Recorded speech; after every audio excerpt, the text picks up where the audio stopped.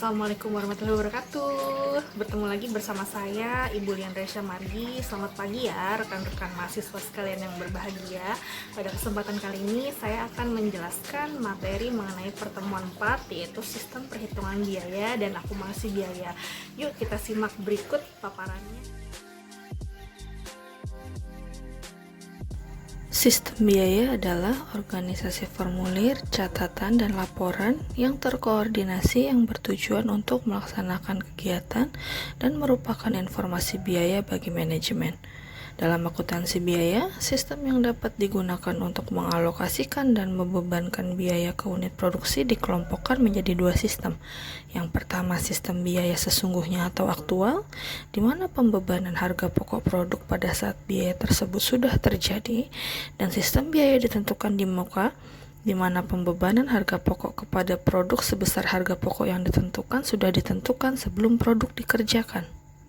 Penentuan harga pokok adalah bagaimana memperhitungkan biaya kepada suatu produk yang dapat dilakukan dengan cara memasukkan seluruh biaya produksi atau hanya memasukkan unsur biaya variabel saja.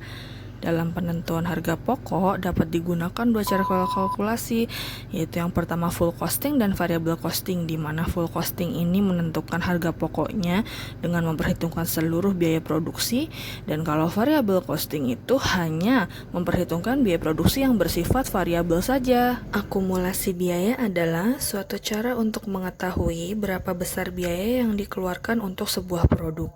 Metode yang lazim digunakan adalah satu, metode akumulasi harga pokok pesanan, di mana biaya dikumpulkan untuk setiap pesanan secara terpisah sesuai identitasnya.